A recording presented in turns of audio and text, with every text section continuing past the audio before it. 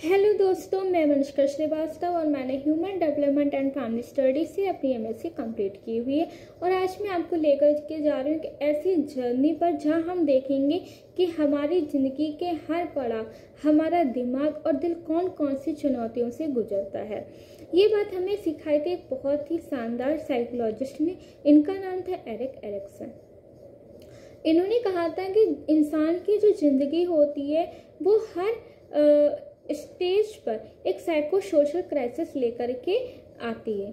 अगर हम उस क्राइसिस को सही तरीके से हैंडल कर लें तो हमारी जो पर्सनालिटी है वो और स्ट्रांग बन जाती है। तो चलिए हम बात करते हैं वो 8 स्टेजेस की जो इन्होंने बताई थी।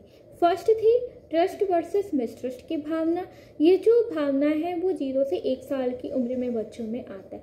देखो सोचो, जब बच्चा ना पैदा होता है तब बच्चा जब छोटा सा होता है ना, जब आता है जब तो उसके अंदर ना तब से ही वो भावना ना शुरू हो जाती है। बच्चा चारों तरफ देखता है कि लोग मेरे साथ कैसे बिहेव कर रहे हैं, रिएक्ट कर रहे हैं। अगर मम्मी टाइम पर मुझे दूध दे रही है या नहीं दे रही है, या नहीं मुझे कोई गोद में लेता है या मुझे अकेला छोड़ देता है, ये भावना बच्चों में आना शुरू हो जाती है। उसे ना प्यार, खाना और देखभाल मिलती है तो वो दुनिया पर भरोसा करना सीखता है। ट्रस्ट की भावना पैदा होती है। और वहीं पर बच्चा रोता रहे, उसे कोई गोदी में ना उठाए, उसे इग्नोर कर दिया जाए, भूखा रहे, उसे टाइम पर खाना ना दिया जाए, तो बच्चा क्या है, वो ये सोचता है कि ये जो दुनिया है वो अनसेफ है, मैं यहाँ पर सेफ नहीं हूँ। यहाँ पर बच्चों में मिसट्रस्ट की भावना पैदा होना शुरू हो जाती है। हम आपको एग्जाम्पल देते हैं। जब बच्चा रोता है ना तो मम्मी दौड़ कर आती है, हाँ बेटा मम्मा यहाँ है। तो बच्चा क्या ना धीरे धीरे ये सीखता है कि दुनिया जो है ना वो बहुत अच्छी है, मैं इस पर ना भरोसा कर सकता हूँ। सेकंड आती है ऑटोनॉमी वर्सेस शेम की भावना। ये जो भावना होती है ये 1 से 3 साल की उम्र में बच्चों में होती है। जब बच्चा टोडलर होता है और चलना सीख जाता है, बच्चा क्या है ना खुद से काम करना चाहता है। वो ये सोचता है कि मुझे काम मिले, मैं खुद काम करूँगा। अगर आप उसे कोशिश करने दोगे ना कि वो सीख जाएगा और ऑटोनॉमी डेवलप होगी, मतलब मैं खुद कर सकता हूँ। वहीं पर आप उसे टोको कि तुझसे नहीं होगा, गिर जाएगा, तो वो क्या ना शेम की भावना उसके अंदर महसूस होगी। वो कुछ भी काम करने को सोचेगा तो वो कहेगा कि नहीं, मुझे डांट पड़ी थी, मैं ये काम नहीं करूँगा। एग्जाम्पल मैं देती हूँ। अगर बच्चा ना खुद से चम्मच पकड़कर खाना चाहता है ना तो हाँ थोड़ा गिरेगा, उसे करने दो, तभी वो कॉन्फिडेंस बनेगा। अगर आप वहीं पर टोक दो कि नहीं तुम्हें चम्मच से नहीं खाना है, मैं खुद आकर के खिलाऊंगी, तुम गिरा दोगे या तुम उसे कुछ भी कहोगे ना, तो उसके अंदर ना शेम की भावना पैदा हो जाएगी। वो डरेगा, वो ये कहेगा कि नहीं मम्मी ने मुझे डांटा था। वो उसके अंदर शेम की भावना पैदा होगी। वो फिर कुछ भी काम करने से ना 10 बार सोचेगा। थर्ड आती है इनिशिएटिव वर्सेस गिल्ट की भावना आती है। ये जो भावना होती है बच्चों में 3 से 6 साल के उम्र में ही शुरू हो जाती है। जब बच्चा क्या है ना प्री स्कूल में है ना, प्री स्कूल जाने लगता है, तो क्या है ना बच्चों में इमेजिनेशंस की जो पावर होती है ना वो हाई हो जाती है। बच्चा ना कहानियाँ बनाना शुरू कर देता है कि आज टीचर ने ये पढ़ाया, आज कोई भी टॉपिक ले लेगा उसमें 10 बार बोलेगा, नई नई कहानियाँ उस पर बनाएगा। वो ये कहेगा कि चलो आज मैं डॉक्टर खेलूं या मैं टीचर खेलूं। ये सारी जो भावना है उसके अंदर डेवलप होती है। देखो आप पेरेंट्स से वो बोलते हैं, आपने देखा होगा कि मम्मी पापा आप स्टूडेंट बनो। आपने ये चीज़ भी देखी होगी, उसके यहाँ ना डॉल होती है। जब तो बच्चे क्या करते हैं, डॉल को स्टूडेंट बना लेते हैं और टीचर और अपने पेरेंट्स को भी बैठा लेते हैं, या भाई बहन घर में का कोई भी सदस्य होता है उसके साथ डॉल भी होती है, और वो खुद टीचर बनते हैं और टीचर का रोल प्ले करते हैं। ये आती है। अगर आप ना उसके ना इनकरेज करोगे तो उसमें इनिशिएटिव आएगी, मतलब नए नए आइडियाज लाने की ना हिम्मत होगी। और आप अगर आप वहीं पे कह दो कि बकवास मत करो, पढ़ाई करो, तो वो गिल्ट फील करेगा कि शायद मेरे आइडियाज़ जो थे ना वो बेकार थे। मैं आपको एग्जांपल देती हूँ कि बच्चा ना जब पेंटिंग बना रहा होता है ना, तो ये कहता है कि देखो मम्मी ये सूरज है, ये आपको कैसा लगा, ये चांद है, आप ये कहो वाह बहुत अच्छा बना है। तो उसके अंदर क्या इनिशिएटिव ग्रो करेगा कि हाँ मम्मी ने मुझे शाबाशी दी, उनको ये चीज़ अच्छी लगी। वो नए नए आइडियाज़ को ना लाने की ना उसकी हिम्मत बनेगी, वो ड्राइंग ना और अच्छी बना सकता है। और वहीं पर आप उसको डिस्करेज कर दो तो क्या है। फोर्थ आती है इंडस्ट्री वर्सेस इन्फेरिटी की भावना। ये जो भावना होती है ये 6 से 12 साल की उम्र में आती है, जब बच्चा स्कूल जाने लगता है और इस उम्र में बच्चे ना कंपेयर करना सीखते हैं। ये बोलेंगे कि मेरे मार्क्स कम क्यों आए, मैं ऐसा क्यों हूँ, ऐसा नहीं होना चाहिए था, दूसरे के मार्क्स से ज़्यादा क्यों आए, मैं बेकार हूँ, मैं नहीं कर सकता, छोड़ देते हैं सब, बहुत अपना कमरा बंद कर लेंगे, बाहर जाएंगे, मतलब बहुत सारी ना चीज़ें प्रॉब्लम आना उनके अंदर शुरू हो जाती है।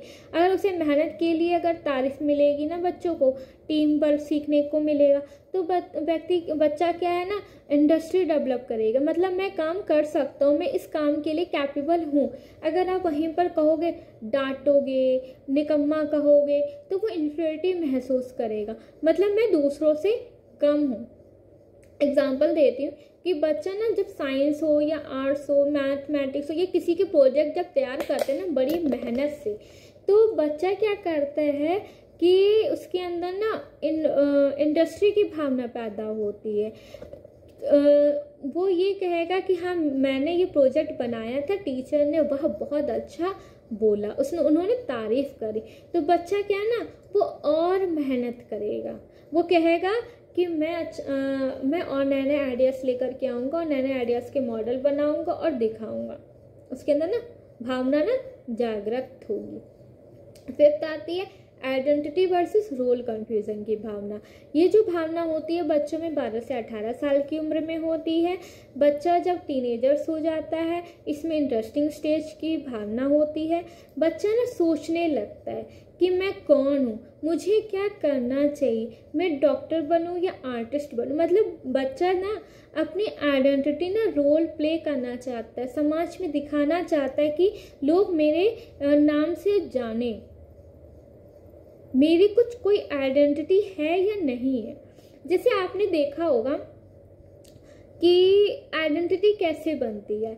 जब बच्चा ना जब स्कूल जाने लगता है तो हम कहते हैं अच्छा बच्चा, इस नाम का बच्चा जो है, मान लो कोई भी मैं नाम लेती हूँ, मान लो श्याम नाम का जो बच्चा है वो इस स्कूल में पढ़ता है, इस स्कूल का स्टूडेंट है और इस स्कूल के इस क्लास में पढ़ता है। तो आइडेंटिटी क्या बनी उस बच्चे की, ये बनी कि बच्चा जो है वो इस स्कूल में जाता है ना, इस नाम की आइडेंटिटी बनी। तो बच्चा क्या उस नाम से जाना गया। हम किसी गली मोहल्ले में जाते हो बोलते हैं कि अरे इस वाले घर में चले जाओ, बच्चे का नाम लेकर के बोलते इस घर में चले, तो आइडेंटिटी क्या बनी कि बच्चा क्या इस घर में रहता है, इस गली मोहल्ले में रहता है। आइडेंटिटी क्या जानी गई, उसकी जो पहचान जो जानी गई बच्चे की, वो स्कूल के नाम से जानी गई कि बच्चा इस स्कूल में पढ़ता है। ये आइडेंटिटी है बच्चे की, है ना। कोई डॉक्टर बन जाता है तो हम कहते हैं कि अरे ये डॉक्टर है, तो आइडेंटिटी क्या बनी उस डॉक्टर की, डॉक्टर के नाम से उसकी आइडेंटिटी बनी और डॉक्टर के नाम से वो समाज में जाना गया, उसकी पहचान हुई। अगर ना उसे एक्सप्लोर करने का बच्चे को मौका मिलेगा ना, तो फैमिली अगर उसकी सपोर्ट करेगी ना, तो बच्चे में ना आइडेंटिटी स्ट्रॉन्ग बनेगी। अगर सब कंफ्यूज कर देंगे कि ये कर वो कर, तू कुछ नहीं कर पाएगा, तो रोल कंफ्यूजन होगी। हम आपको एग्जांपल देते हैं, अगर कोई टीनेजर कहे कि मुझे म्यूज़िक पसंद है और फैमिली सपोर्ट करे तो कॉन्फिडेंटली म्यूज़िक में करियर बनाएगा, और वहीं पर बच्चा बोल दे कि मुझे ये चीज़ इंटरेस्ट है और मैं करना चाहूँगा, फैमिली तुरंत बोल दे नहीं ये नहीं करना है, तो वहाँ पर कंफ्यूजन पैदा हो जाएगी। 6 आती है इंटीमेसी वर्सेस आइसोलेशन आती है। ये जो एज होती है 18 से 40 साल की एज होती है, यंग अडल्टहुड के नाम से जानी जाती है। बच्चे जो होते हैं बहुत बड़े हो जाते हैं, अपने इस कॉलेज जाने लगते हैं या कॉलेज के साथ साथ जॉब भी करते हैं या कुछ लोग जॉब में भी चले जाते हैं। इसमें क्या होती है, लोगों को एक ज़रूरत होती है, नीड्स होती है रिलेशन की। बच्चा जो होता है ना वो बड़ा हो चुका होता है, उसे रिलेशन चाहिए होता है, वो रिलेशन बनाता है, बाहर के रिलेशन को वो ढूंढता है, दोस्ती प्यार, और फिर बाद में शादी हो जाती है, शादी करता है करियर बनाते बनाते। अगर हम हेल्दी रिलेशनशिप बनाएंगे तो इनिशिएसी आएगी, है ना, मतलब किसी के साथ अपनी फीलिंग शेयर करना। लोग जान जाते हैं कि हम इसके साथ ट्रस्ट कर सकते, ये हमारे लिए कैपेबल है। तो अपनी जो फीलिंग होती है ना, हम अपने फैमिली को, कुछ लोग होते हैं ना नहीं बताते और अपने दोस्तों को शेयर करते, वो चीज़ भावना इसके अंदर आती है।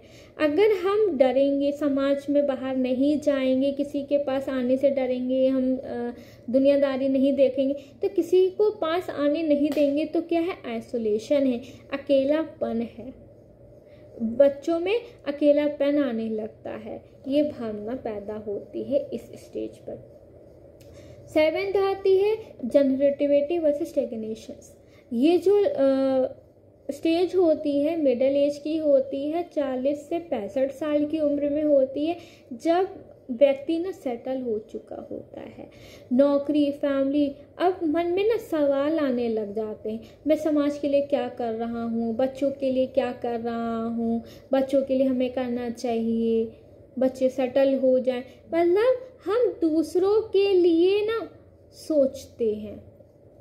अगर हम दूसरों की मदद करते, अपना अनुभव करें, तो हमारे अंदर ना जनरेटिविटी पैदा होती है, मतलब हम प्रोडक्टिव होंगे दूसरों के लिए।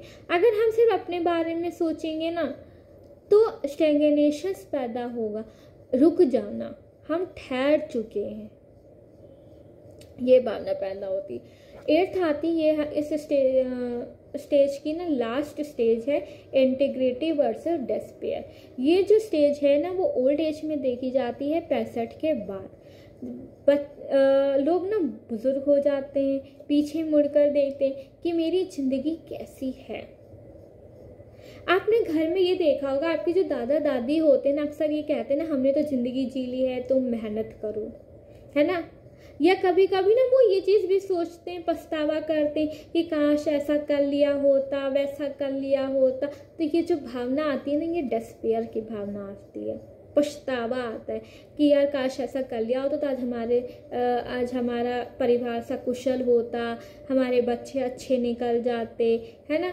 और फिर बात तो इंटीग्रिटी क्या होती है कि हमें ना पॉजिटिव चीज़ें सोची कि मैंने अच्छे काम किए थे, अच्छा जिया है, शांति और संतोष की भावना उनके अंदर पैदा होती है ना। लोग ये सोचते हैं ना कि मैंने बहुत अच्छा किया, मेरी फैमिली आज कितनी खुश है, ये चीज़ भावना ना ओल्ड एज के में आती है। तो दोस्तों ये थी एक एरिक एरिक्सन की साइको सोशल डेवलपमेंट थ्योरी। देखा जिंदगी के हर स्टेज पर एक नया चैलेंज आया, एक नया मोड़ आया। अगर हम बच्चों को सपोर्ट करेंगे, इनकरेज करें और खुद भी इन स्टेज को समझें, तो हम जिंदगी में और मजबूत बन सकते हैं। अगर आपको मेरी ये बातें अच्छी लगी तो प्लीज़ इस वीडियो को लाइक करना, शेयर करना और चैनल को सब्सक्राइब करना मत भूलिएगा। कमेंट में हमें ज़रूर बताइएगा कि आपको किस स्टेज में सबसे ज़्यादा मज़ा आया और आप किस स्टेज में हो। मैं फिर मिलूँगी एक नए इंटरेस्टिंग टॉपिक के साथ। Thank you so much.